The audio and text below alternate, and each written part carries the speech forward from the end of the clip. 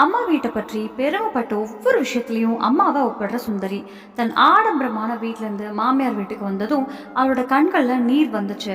கல்யாணம் ஆன நாள் அவ தன் அம்மா வீட்டை விட்டு புறப்பட்டா. அப்போ அவளோட அம்மா வீட்டில இருந்து வந்த எல்லா பொருட்களையும் தன் ரூம்ல வைக்க சொன்னா. கல்யாண நாள், அதனால யாருக்கும் அவளோட பொருட்களை செட் பண்ண நேரம் இல்லை.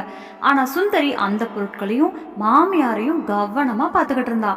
ஏன்னா அவளோட அம்மா வீட்டிலேருந்து வந்தது டிவி, ஃப்ரிட்ஜு, சோஃபா, ஏசி எல்லாம்.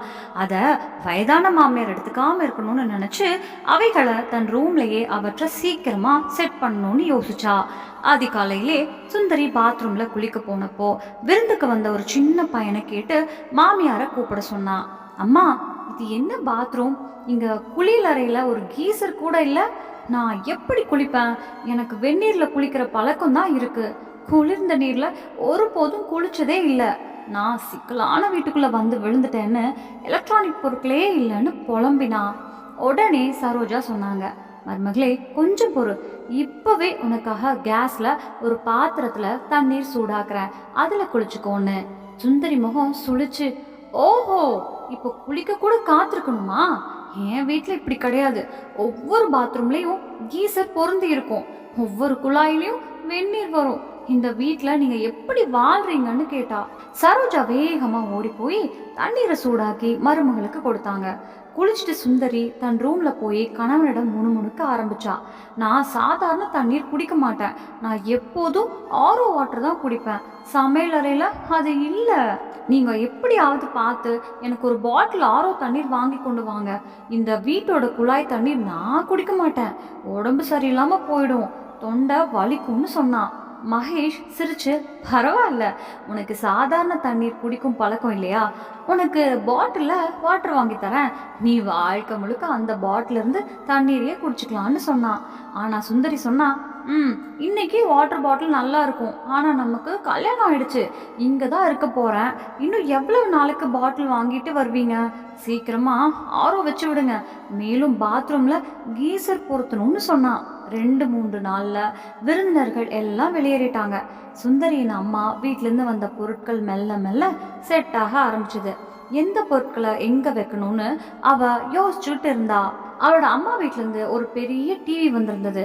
அப்போ சரோஜா மெதுவா சொன்னாங்க, இவ்வளவு பெரிய டிவியை ஹாலில் வைக்கலாம், எல்லாரும் சேர்ந்து பார்க்கலான்னு நினைச்சேன், வீட்டுக்கு அழகா இருக்கும், அதனால முன்பே இருந்த டிவியை மருமகள் ரூம்ல வைக்கலான்னு நினைச்சேன், அதுக்காக எலக்ட்ரீஷியனையும் வரவழைச்சிட்டேன். மாலையில டிவி ஹாலில் பொருத்தப்பட்டுச்சு. எலக்ட்ரீஷியன் வயரை சரி பண்ணிக்கிட்டே இருந்தான். சரோஜா அவனுக்கு டீ கொடுக்க கிச்சனுக்கு போனாங்க. அதே நேரத்துல சுந்தரி தன் ரூம்ல இருந்து வெளியே வந்தா. அவ பார்வை நேரா ஹால்ல வைக்கப்பட்டிருந்த அந்த டிவி மேல விழுந்ததும் முகம் ஒட்டனே கோபம் ஆனது. மூக்க சிமிட்டி உருவம் சுருக்கி கத்துற மாதிரி பேச ஆரம்பிச்சா. அம்மா, இந்த இடத்துல பெரிய டிவியை யார் வச்சாங்க? அது என் அப்பா எனக்காக வாங்கினது, என் ரூம்ல தான் வைக்கணும்னு சொன்ன இல்லையா? என்னிடம் கேட்காம எப்படி ஹால்ல வச்சீங்கன்னு சத்தமா கேட்டா. அவ குரல்ல ஹால்ல முழுக்க ஒழிச்சுது. மாமனாரும் டைனிங் டேபிள்ல அமர்ந்திருந்த சரோஜாவும் அவளோட வார்த்தைகளை கேட்டு அதிர்ச்சி அடைந்தாங்க. சரோஜா கொஞ்சம் குழப்பமா அமைதியா கேட்டாங்க, ஏன் கோவப்படுற சுந்தரி? இதுல என்ன பெரிய விஷயம்? எல்லாரும் சேர்ந்து பார்க்கலான்னு தான் வச்சோமா? அதுக்கே சுந்தரியோட முகம் இன்னும் செவந்துருச்சு. அவள் குரல் கூடியது, அம்மா, உங்களுக்கு பழைய பொருட்கள்ல வாழ்ற பழக்கம், சின்ன டிவியோ பழைய டிவியோ இதுவே போதும் உங்களுக்கு, அதுலயே சந்தோஷமா இருப்பீங்க. ஆனா எங்க வீட்டுல அப்படி இல்லம்மா, அங்க ஒவ்வொரு பொருளும் பிரமாதமா ஸ்டைலா இருக்கும். பெரிய டிவி, மாடர்ன் பொருட்கள், எதுவும் புதிய மாடல் தான். அதனால தான் என் அப்பா இதை எனக்காக வாங்கி அனுப்புனாங்க. இந்த டிவியை ஹாலில் வச்சா அதோட அழகே குறைஞ்சிரும். இதை உடனே மாற்றி என் ரூமில் வைங்க. அந்த பழைய தரமில்லாத டிவியை என் ரூமில் வைக்க கூடாதுன்னு அவ கடுமையாக சொன்னான். அந்த குரல் கேட்ட உடனே ஹாலில் எல்லாரும் அமைதியாக போனாங்க. மாமனார் கையில் இருந்த காஃபி கப்பை மெதுவாக கீழே வச்சாங்க. சரோஜா ஒரு நிமிஷம் வாயை மூடி அவளை பார்த்தாங்க. உள்ளுக்குள்ள அவங்க மனசு வலிச்சுது. அந்த வார்த்தைகள் நேரா இதயத்துக்குள்ள போயிடுச்சு. கண்கள்ல நீர் திரண்டுச்சு. ஆனா முகத்துல சிரிப்பு மட்டும் போனதில்ல. பரவாயில்ல சுந்தரி, நீ சொல்ற மாதிரி செஞ்சிடுறோம். உனக்கு எது பிடிச்சிருக்குன்னா அதுதான் நமக்கும் பொருத்தம். உனக்காக தான் வாங்கின டிவி தானே, அதை ஊரூம்ல வைங்கன்னு அவங்க சொன்னாங்க. ஆனா அந்த சிரிப்புக்கு பின்னால அவளோட மனசு ஒட்டஞ்சிருக்குன்னு யாருக்கும் தெரியல. சுந்தரி எந்த பதிலும் சொல்லாம திரும்பி போயிட்டா. தன் ரூம்ல போய் கதவை அடிச்சு சாத்திக்கிட்டா. அந்த கதவு சத்தம் கூட ஹால்ல எதிரொலிச்சுது. சரோஜா அங்கேயே நின்று ஆழமா மூச்சு விட்டாங்க. புது மருமக மனசு இதுதான் போல இருக்கு. ஆடம்பரத்துல வாழ்ந்தவ நம்ம வீட்டு சிம்பிள் வாழ்க்கை புரிஞ்சுக்க மாட்டா. ஆனா ஒரு நாள் நிச்சயம் புரிஞ்சுக்குவான்னு மனசுக்குள்ள சொன்னாங்க. பிறகு நிசப்தமா ஹால்ல இருந்த அந்த பழைய டிவிய அவங்க கையில தடவுனாங்க. அவங்க கண்கள்ல ஒரு நினைவு மினுங்கி மறைஞ்சிச்சு. ஒரு சின்ன புன்னகையோட, இதுதான் நம்மளோட வாழ்க்கை, பழையதானா இருந்தாலும் இதுல தான் நம்ம நினைவுகளும் பாசமும் இருக்குன்னு நினைச்சு ஆழமா மூச்சு விட்டாங்க. பக்கத்துல இருந்த குமரன் மெதுவா சொன்னாரு, சரோஜா, மருமக சொல்றது தப்பில்லை. நம்ம பழைய டிவியை தானே இத்தனை வருஷமா பாக்குறோம். எனக்கு பழைய டிவியில செய்தி கேட்பதுக்கே பழக்கம், அதனாலதான் பிடிக்கும்னு சிரிச்சாரு. சரோஜாவுக்கு அந்த சிரிப்புல கூட ஒரு சின்ன கசப்பு இருந்தது. எப்ப பார்த்தாலும் சுந்தரி ஏன் அம்மா வீட்டுல இப்படித்தான் அப்படித்தான்னு பேசுவா. எந்த விஷயமா சொன்னாலும் தன் அம்மா வீட்டோட பெருமையை காட்டாம இருக்க மாட்டா. இதை பார்த்து சரோஜாவும் குமரனும் மனசுக்குள்ள வருந்துனாங்க. கேளுங்க குமரன்னு சரோஜா தொடங்கினாங்க. நம்ம வீட்டில் குறை எதுவும் இல்லை. நீங்கள் நல்லா வேலை செய்வீங்க. நம்ம மகன் மகேஷும் நல்லா பார்க்குறான். பென்ஷனும் கிடைக்குது. ஆனால் அவள் வந்த நாள் முதலாக நம்ம வீட்டில் குறைய தேடிக்கிட்டே இருக்கா. அவளுக்கு நம்ம வாழ்க்கை சாதாரணம்னு தோணுது போலன்னு சொன்னாங்க. குமரன் அமைதியாக கேட்டார். பரவாயில்ல சரோஜா, வேற இடத்துல இருந்து வர்றவ, நேரம் கொடு, எல்லாமே புரிஞ்சுக்குவான்னு மெதுவாக சொன்னார். ஆனால் அந்த வார்த்தைகளில் சரோஜாவுக்கு ஆறுதல் கிடைக்கல. மனசு இன்னும் வலிச்சுதான் இருந்தது. சுந்தரி ஒவ்வொரு சந்தர்ப்பத்திலையும் தன் ஆடம்பரத்தையும் காட்டிக்கிட்டே இருந்தா. ஏசி, சோஃபா, டிவி, ஃப்ரிட்ஜ் எல்லாமே அவளோட ரூம்ல தான். அவளோட அம்மா வீட்டிலேருந்து வந்தது என்பதால அதில் அவளுக்கு ஒரு பெருமை உணர்வு. ஒரு நாள் சரோஜா சுந்தரியின் புதிய மிக்சியில் சட்னி அரைச்சாங்க. திடீர்னு ஜாடி திறந்து சட்னி பூரா கிச்சன்ல செதறிடுச்சு. சத்தம் கேட்ட சுந்தரி ஓடி வந்து, அம்மா, யாரும் சொல்லாம அதை யூஸ் பண்ணிட்டீங்களா? அது என் அம்மா வீட்டிலேருந்து வந்த மிக்சி இல்லையான்னு சத்தமா கேட்டா. சரோஜா மெதுவா, ஆமா சுந்தரி, சட்னி அரைக்கணும்னு நினைச்சேன், அதனால தான் உன் மிக்சியை யூஸ் பண்ணிட்டேன்னு சொன்னாங்க. சுந்தரி முகம் சுழிச்சு, அது நவீன மிக்சி அம்மா, உங்களுக்கு அதில் எப்படி யூஸ் பண்ணணும்னு தெரியாது, பழைய மாடல் மாதிரி இல்லை அதுன்னு பெருமையோட சொன்னான். சரோஜா சிரிச்சு, ஆமா மருமகளே, நீ சொல்றது சரிதான், இதுல எந்த பட்டனை எங்க அழுத்தணும்னு எனக்கு தெரியாதுன்னு மெதுவா சொன்னாங்க. அவளோட குரல் நிதானமா இருந்தாலும் மனசு வலிச்சிருந்தது. ஒரு நாள் சரோஜா தைரியம் பிடிச்சு, மருமகளே, உன் அம்மா வீட்டில் இருக்கிறது இருக்கட்டும், ஆனா இது உன் மாமியார் வீடு. இங்க எது இருக்குதோ அதுதான் உன்னோடதா நினைச்சுக்கோ. நம்ம வீட்டை உன்னோட வீட்டா பார்க்க ஆரம்பிச்சாதான் நிம்மதியா இருக்கும்னு சொல்லிட்டு நிசப்தமா நின்னாங்க. அந்த நாளை தாண்டியும் சுந்தரி மாறல. ஒவ்வொரு விஷயத்திலையும் தன் திமிர காட்டினாள். ஒரு நாள் அவளோட அம்மா வீட்டுக்கு போகணும்னு நேரம் ஆனது. அப்போ சரோஜா அவளுக்காக 2 நல்ல புடவைகள் வாங்கி கொடுத்தாங்க. நீ உன் அம்மா வீட்டுக்கு போற, இதுல ஒன்றை கட்டிட்டு போ, ரொம்ப அழகா இருக்கும்னு பாசமா சொன்னாங்க. அந்த புடவைய பார்த்ததும் சுந்தரி முகம் சுழிச்சா. என்னம்மா இது, 2000 ரூபாய் புடவையா? நான் 22,000 ரூபாய் மதிப்புள்ள புடவைகள் தான் அணிவேன். என் அப்பா வேலைக்காரிக்கே 1000 ரூபாய் புடவைய வாங்கி தருவாரு. இதை பார்த்தா என் அம்மா அப்பா என்ன நினைப்பாங்கன்னு கடுமையா சொன்னான். அவளோட பேச்சு சரோஜாவை அமைதியாக்கிடுச்சு. அந்த நிமிஷம் ஹாலில் ஒரு அமைதி நிலவுச்சு. குமரன் சொன்னாரு, சுந்தரி, அந்தஸ்து பணத்தால வராது, நன்னடத்தையால தான் வரும். புடவை பிடிக்கலன்னா பரவாயில்ல, ஆனா இப்படி சொல்ல தேவையில்லைன்னு மெதுவா சொன்னாரு. ஆனா சுந்தரி கேட்டுக்காம, என் அப்பா எவ்வளவு பெரிய மனிதர்னு உங்களுக்கு தெரியாது. என் வீடு 3 மாடி, உங்க வீடு 3 ரூம் தான்னு சொல்லிட்டு ரூம்ல போயிட்டா. சரோஜா கண்கள்ல நீர் வழிஞ்சது. குமரன் மெதுவா அவளிடம், விடு சரோஜா, அவளுக்கு இன்னும் வாழ்க்கை கத்து கொடுக்கும், நம்ம மனசு நிம்மதியா வச்சுக்கணும்னு சொன்னாரு. சரோஜா தலையாட்டி அமைதியா நின்னாங்க. சரோஜா சிரிக்க முயற்சி செஞ்சாங்க. மருமகளே, பாசத்தோட தான் வாங்கினேன், விலைய பார்த்து இல்லை. உனக்கு பிடிக்கலன்னா பரவாயில்ல, ஆனா என் மனசு மட்டும் காயப்படுத்தாதன்னு மெதுவா சொன்னாங்க. சுந்தரி அதே நேரத்துல புடவைய கையில பிடிச்சு முகம் சுழிச்சு பார்த்தா. நீங்க உங்க புடவைகளை உங்களோட வச்சுக்கோங்க, இந்த மெலிந்த புடவையை நான் அணிய மாட்டேன். ஏன் அம்மா அப்பா எவ்வளோ பணக்காரங்க உங்களுக்கு தெரியாது. உங்கள் வீட்டில் 3 ரூம் தான், எங்கள் வீடு 3 மாடி. என் அப்பா இந்த ஊரில் பெரிய தொழிலதிபர். மகேஷ் என் கல்லூரியில் படித்தான், அவனை காதலிச்சேன். அதனால தான் என் அம்மா அப்பா என்னை அவனுக்கு கல்யாணம் பண்ணி வச்சாங்க. இல்லைன்னா என்னை இப்படி ஒரு வீட்டில் வைக்க மாட்டாங்கன்னு அவ கத்துனா. அந்த வார்த்தைகள் ஹாலில் முழுக்க எதிரொலிச்சுது. சரோஜா ஒரு நிமிஷம் பேச முடியாமல் நின்னாங்க. அவங்க முகம் வெண்மையாக மாறிடுச்சு. கையில் இருந்த புடவை தரையில் விழுந்தது. குமரன் பக்கத்தில் இருந்தாரு. அவர் மெதுவாக சொன்னார், சுந்தரி, நீ லவ் மேரேஜ் பண்ணியிருக்க, அதுக்காக யாரும் குறை சொல்ல முடியாது. ஆனால் அந்தஸ்து பணத்தால் வராது, மனுஷனோட நடத்தையில தான் வரும். புடவை பிடிக்கலன்னா பரவாயில்ல, ஆனால் இப்படி சொல்லக்கூடாதுன்னு அமைதியாக சொன்னார். சுந்தரி தன் குரலை இன்னும் உயர்த்தி, நீங்கள் எங்கள் ஊரை போய் பாருங்க, எங்கள் அலுவலகத்துக்கு போய் எங்கள் அந்தஸ்து என்னன்னு கேளுங்க, அப்பதான் உங்களுக்கு புரியும்னு கத்திட்டு அறைக்குள்ளே போய் கதவை அடிச்சு மூடிட்டா. அந்த கதவு சத்தம் ஹாலில் முழுக்க ஒழிச்சுது. ஹாலில் ஒரு சில நிமிஷங்கள் யாரும் பேசல. சரோஜா மெதுவாக குமரனை பார்த்து, எதுக்குங்க அவகிட்ட இப்படி பேசுறீங்க, அவ இன்னும் புது இடத்துல தான் இருக்கான்னு சொன்னாங்க. குமரன் ஆழமாக மூச்சு விட்டாரு. இல்லை சரோஜா, அவ ஒவ்வொரு வார்த்தையிலையும் உன்னை அவமானப்படுத்துறா. அவளோட தாய் வீட்டோட பெருமையை சொல்லாமல் இருக்க மாட்டா. ஆனால் நீ யாருக்கும் குறைந்தவள் இல்லை, அதை அவள் ஒரு நாள் புரிஞ்சுக்குவான்னு சொன்னார். சில நாளுக்குள்ள சுந்தரியின் தம்பிக்கான நிச்சயதார்த்தம் நிச்சயிக்கப்பட்டது. அவளோட வீட்டில இருந்து அழைப்பு வந்துச்சு. எல்லாரும் வரணும்னு மகிழ்ச்சியோட சொன்னாங்க. சுந்தரி உடனே தயாரானாங்க.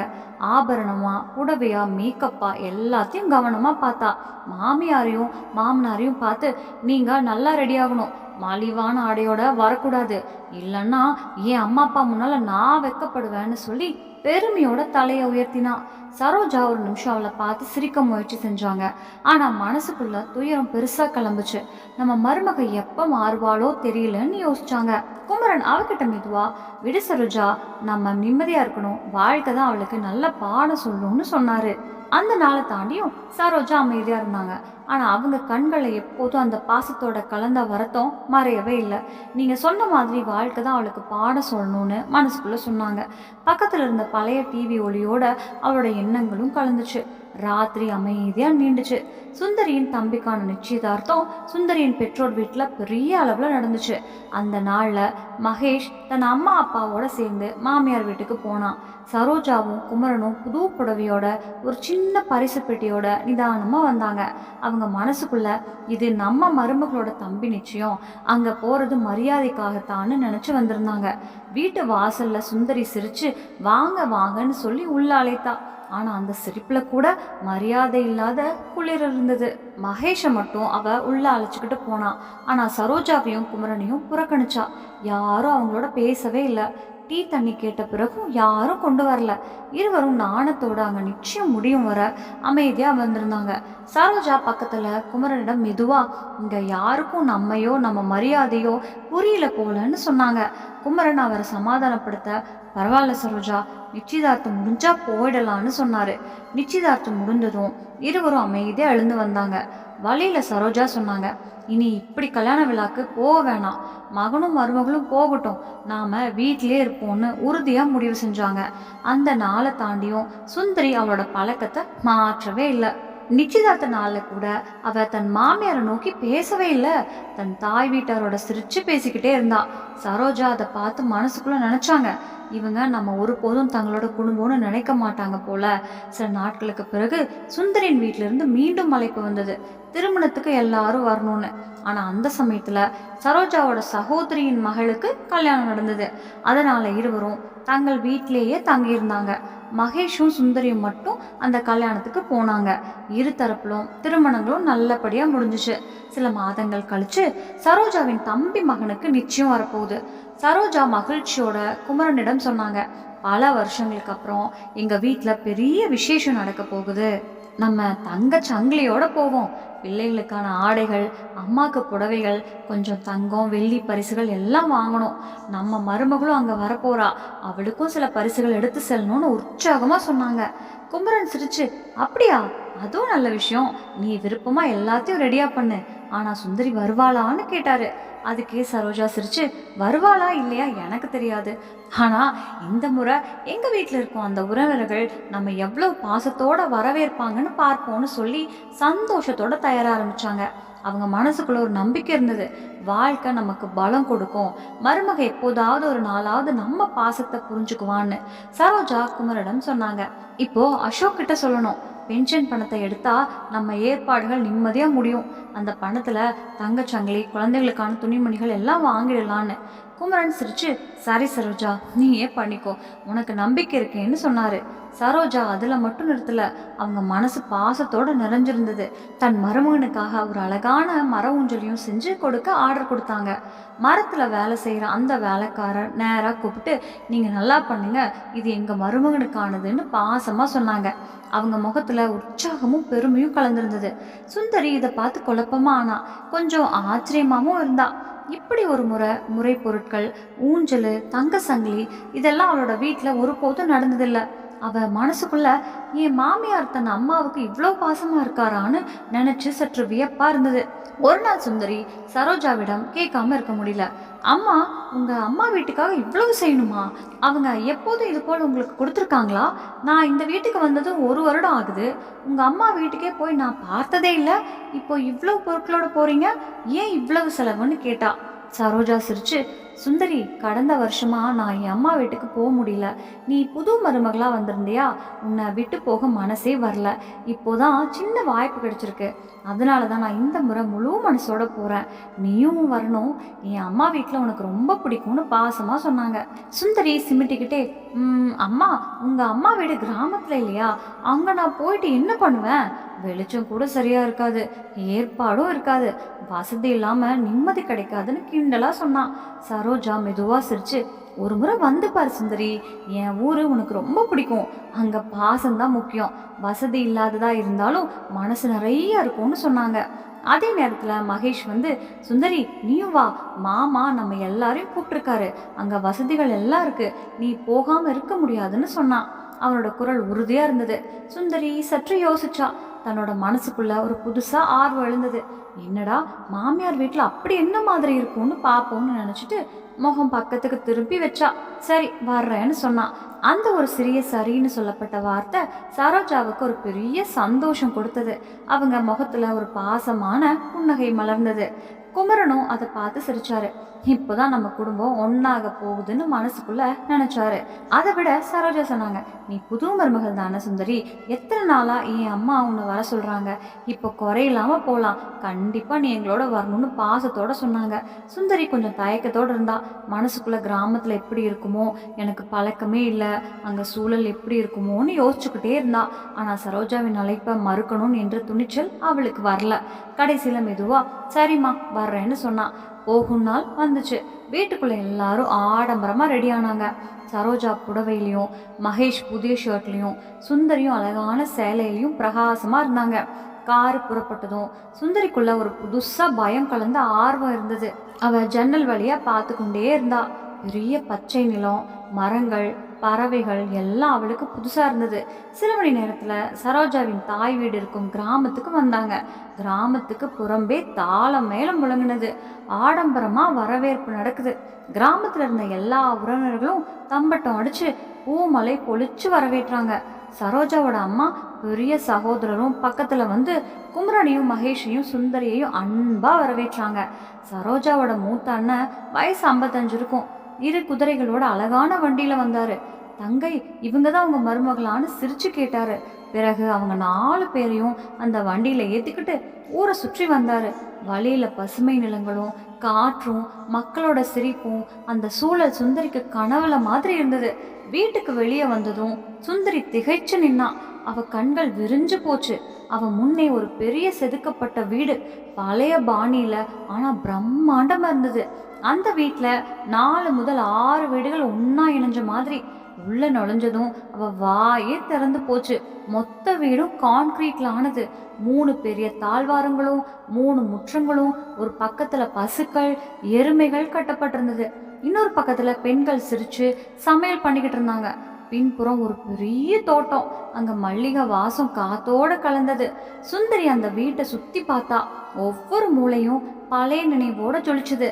அவ மனசுக்குள்ள, இது கிராமமா, நம்ம சிட்டியில இது மாதிரி வீடே இல்லைன்னு ஆச்சரியமா நினைச்சா.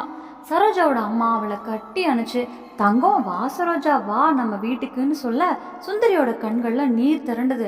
அந்த ஒரு நிமிஷம் அவளுக்கே புரியாம போச்சு. கிராமம் பத்தி அவளோட எண்ணம் முழுக்க மாறி போயிருச்சு. அந்த வீட்டு அழகை பார்த்து சுந்தரிக்கு கண்ணு திரும்பல. மனசுக்குள்ள அவன் நினைச்சா, இவ்வளவு பெரிய வீடுகள் நம்ம நகரத்துல கூட இல்ல, இது போல வீடுகள் கிராமத்துல தான் இருக்கும்னு தெரியலையே. அவ அவ்வளவு ஆச்சரியத்துல இருந்த நேரத்துல சரோஜாவோட மூத்த அண்ணி உள்ள வந்தாங்க. தாளம் மேலும் முழங்குச்சு. அவங்க கால் கழுவி மரியாதையா வரவேற்றாங்க. அங்கிருந்த எல்லாரும் சரோஜாவையும் குமரனையும் மகேஷையும் சுந்தரியையும் பார்த்து சிரிச்சாங்க. வீட்டு வாசல்ல மல்லிகை வாசம் கலந்த காத்து வீசுது. வீட்டுக்குள்ள பார்த்தா சோறு வாசம் நெடிய நெடிய பரவுது. சாப்பாடு வரும்போது சுந்தரி வாயே திறந்து போச்சு. எத்தனை கிண்ணம் கிண்ணமா வருது என்று அவ எண்ணிக்கிட்டே இருந்தா. 6 விதமான காய்கறிகள், 6 விதமான சாதங்கள், திணை, சோளம், பாயாசம், வடை, மைசூர் பாக்கு, பட்டியல் முடியவே இல்லை. ஒவ்வொரு உணவும் அன்பா பரிமாறப்பட்டுச்சு. சுந்தரி சாப்பிடும்போது தன்னால சிரிப்பு நின்னுக்கவே முடியல. அவ மனசுக்குள்ள நினைச்சா, இங்க உணவுக்கு ருசியும் அன்பும் சேர்ந்திருக்கு. இரவு சாப்பாடு முடிஞ்ச பிறகு எல்லாரும் தாழ்வாரத்துல அமர்ந்தாங்க. நிலா வெளிச்சம் விழுந்து காத்து மெதுவா வீசுது. அந்த நேரத்துல சுந்தரி தன் மாமியாரை நோக்கி மெதுவா கேட்டா, அம்மா, உங்க தாய் வீடு ரொம்ப அருமையா இருக்கு, ஆனா நீங்க இதுவரைக்கும் என்கிட்ட சொல்லவே இல்லையேன்னு. அவ சரோஜா படுக்கையில் அமர்ந்திருந்த பக்கத்துல வந்து நின்னா. சரோஜா சிரிச்சு என்ன சொல்லன்னு கேட்டாங்க. சுந்தரி ஆர்வமா, உங்க அண்ணன் என்ன பண்றாரு, இந்த வீடு இவ்வளவு பெருசு, இவ்வளவு நிலம் இருக்கு, இது நீங்க ஒருபோதும் சொல்லலையேன்னு கேட்டா. அப்பதான் சரோஜாவுக்கு தன் மருமகளிடம் சொல்ல சந்தர்ப்பம் கிடைச்சது. அவங்க அமைதியா புன்னகையோட சொன்னாங்க, சுந்தரி, என் அண்ணன் இந்த ஊர்ல பெரிய நில உரிமையாளர். இந்த கிராமத்துல பெரும்பாலான விவசாயம் நம்ம வீட்டில் தான் நடக்குது. நாளைக்கு உன்னை பண்ண வீட்டுக்கு கூட்டிட்டு போவோம், நீ பார்த்தா ரொம்ப சந்தோஷப்படுவேன்னு சொன்னாங்க. அதுக்கே சுந்தரி ஆச்சரியத்தோட, அம்மா, உங்க வீட்டுல பண்ண வீடும் இருக்கா, அது எங்க அப்படின்னு கேட்டா. சரோஜா சிரிச்சு, ஆமா சுந்தரி, என் இளைய மாமா அருகில் ஒரு பண்ண வீடு கட்டியிருக்காரு. அங்க குழாய் கிணறு இருக்கு, 2-3 அறைகள் இருக்கு, ஒரு பெரிய தோட்டம் இருக்கு. நம்ம வீட்டில் சாப்பிட்ற எல்லா காய்கறிகளும் அங்கிருந்து தான் வரும். வெளியிலிருந்து வாங்க வேண்டிய அவசியமே இல்லை. எல்லாரும் புது காய்கறிகள் தான் சாப்பிடுவாங்கன்னு பெருமையோட சொன்னாங்க. அந்த பேச்சு கேட்ட சுந்தரி சில நிமிஷம் அமைதியா இருந்தா. அவ முகம் மெதுவா மாறுச்சு. என்னம்மா, எனக்கு தோணியது எல்லாமே தப்புதான் போல. என் மாமியார் வீட்டில் இவ்வளவு பெருமை, எவ்வளவு செழிப்பு இருக்குன்னு எனக்கு தெரியலையேன்னு மனசுக்குள்ள நினைச்சா. அந்த நிமிஷம் அவளோட மனசுல ஒரு சின்ன மாற்றம் ஆரம்பிச்சது. அவளுக்கு சரோஜாவை பத்திய மரியாதை, பாசம் தானா எழுந்துச்சு. அந்த இரவு அவ மாடியில நின்று நிலாவை பார்த்தா. மனசுக்குள்ள ஒரு இனிய புன்னகை மலர்ந்தது. அந்த வீட்டை பார்த்ததும் சுந்தரிக்கே ஆச்சரியமா போச்சு. என் வீடு 3 மாடி தான், அதுவும் 400 கெஜம். ஆனா இங்க 4000 கெஜம் பரப்பளவுல கட்டப்பட்ட வீடுன்னு மனசுக்குள்ள நினைச்சா.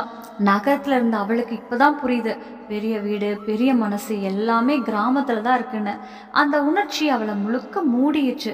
அந்த நேரத்துல அங்கிருந்த எல்லாரும் அவங்க குடும்பத்தையும் மகேஷையும் சுந்தரியையும் பார்த்து சிரிச்சாங்க. பூமலை பொழிஞ்ச மாதிரி அன்பு பரவுது. சாப்பாட்டுக்கான ஏற்பாடை பார்த்தா சுந்தரிக்கு நம்பவே முடியல. எத்தனை கிண்ணம் இன்னும் என்ன முடியல.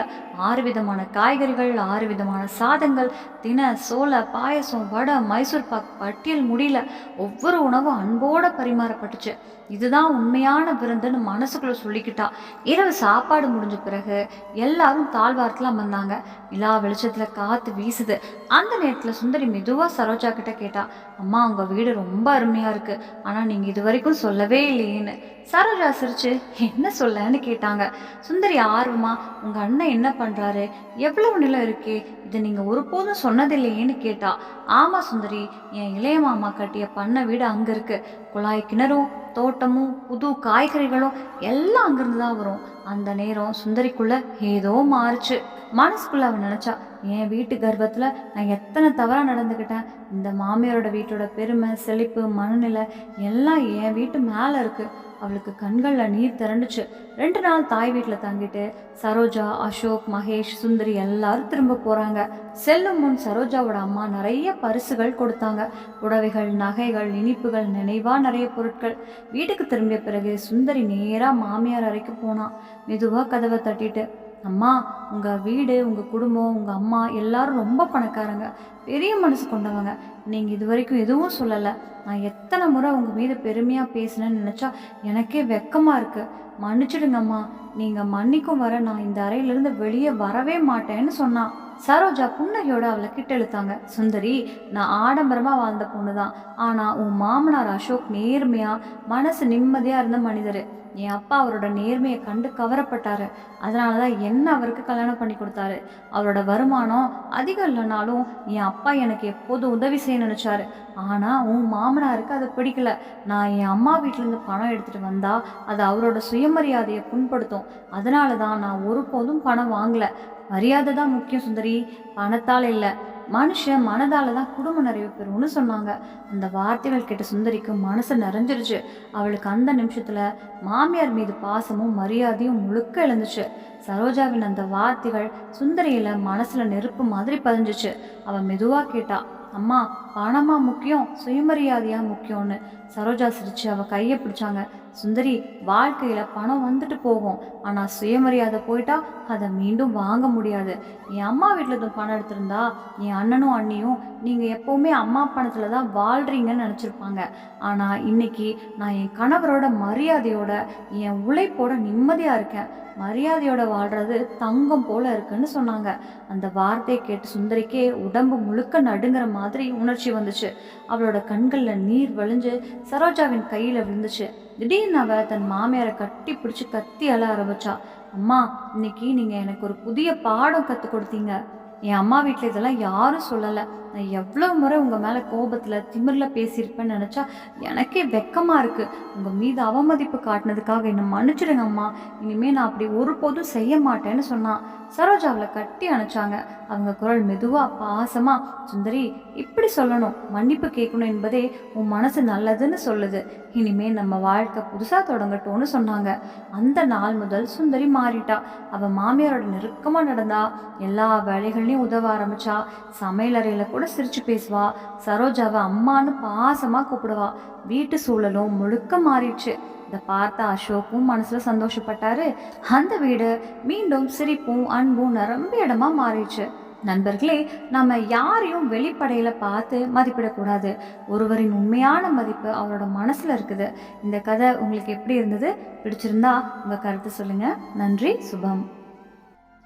நம்ம சேனல்ல பிடிச்சிருச்சுன்னா லைக் பண்ணுங்க, ஷேர் பண்ணுங்க, சப்ஸ்கிரைப் பண்ணுங்க. நன்றி.